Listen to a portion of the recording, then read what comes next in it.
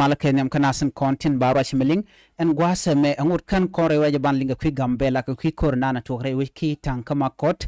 de tejeno de yana nywaka ne ko ken ka de yana gorban o de yan subscribe ka jen YouTube channel me ka jen gwasa me ban ran midid ban jalen long ban jalinga tin kon lat ko rodi re wich ka gambela ka jen kor gwasa me shirka men ngay yanan go wish gambela to ka shanka dok ka pyro be ka shanka ngwan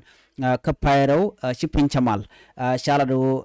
kajem kor gwaseme me paiwa gwaron wangandan chukurum di chetolong re wiki tang ka la itang chala itang special warada ko jen siang ne itang wantin siang nuertin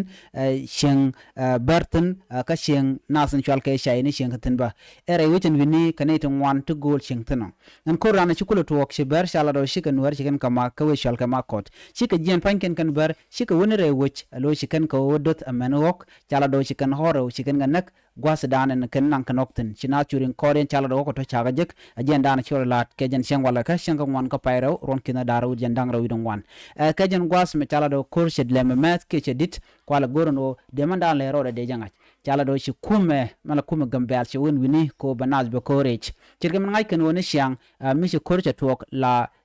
buin la ka jaka ko be ken ber be ken ko gang ko gor ka jen go chirik chicken boniam kamantin baraka lari kana ka to ko kenyam bakula wewe ka yo ba ko gang yo buga korbu kana to ke buga nas kana nak shi me ngai ke jeno shi ne wadi ji kana moy ka bot ka shi kana dokko ken shi kana moy ka bot karam kel mi shi kana nak tila police ni ka shanka raw kana shanka dok ka payraw ron kin daro jin dang ro ngwane me ka jan kor gwats me moy ko na tama chala do korte tin rewi ka makot ke tang gwasami kabriya kadan shor laden wale kwai kamandana shi tuoktin yang mitte kane ti shi yeken tesnien ke shamna mo ka botin re kormo telemishana latin dungdo shi kor che tuok lonka kormedit kane de kone bel ke long ka bar ki anyok ka kwi kamandana shi kana lat anyok shanyo la do ken te kane ken kanong to dong de nyen kan werba en wini chala do shi kane de ngani ken nong anom bo kel me go ken odong de kuma der de kone we won yam der ka kapchong